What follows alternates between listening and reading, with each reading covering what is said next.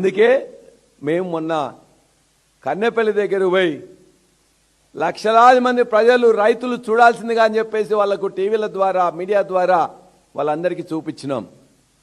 గోదావరిలో 1,00,000 క్యూసెక్కుల నీళ్లు పోతున్నాయి. దాన్ని నింపుకోవడానికి మన యొక్క రిజర్వాయర్లు నింపుకోవడానికి అన్ని రిజర్వాయర్లు నింపుకోవడానికి కావాల్సిన నీళ్ళు ఇవాళ ఎత్తిపోయడానికి కావాల్సిన వ్యవస్థ ఉన్నది.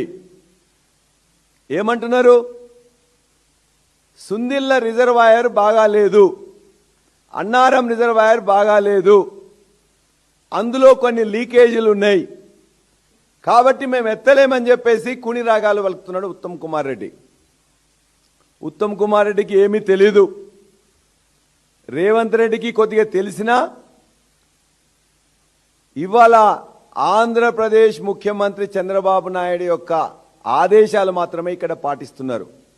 ముఖ్యమంత్రి రేవంత్ రెడ్డి కాదు, ముఖ్యమంత్రి రేవంత్ రెడ్డి ఏమన్నా కొద్దిగా అటు ఇటు చేస్తే వెంటనే తన యొక్క మనిషి ద్వారా మొత్తం కూడా కంట్రోల్ పెట్టుకున్నారు.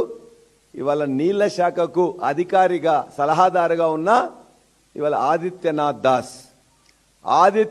దాస్ ద్వారా తమకు కావాల్సిన నీళ్లను వాళ్ళు తీసుకొని పోతున్నారు. ఈ 1,00,000 క్యూసెక్కుల నీళ్ళు ఎవరికి పోతున్నాయి? ఆంధ్రప్రదేశ్ మాగాణాలు పండడానికి పోతున్నాయి.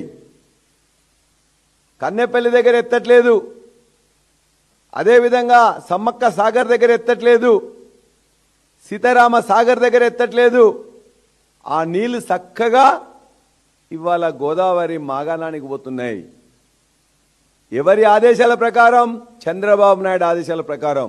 ఎవరి ద్వారా పోతున్నాయి? ఆదిత్యనాథ్ దాస్ ద్వారా. మరి ఇక్కడ అధికారులు ఏం చేస్తున్నారు?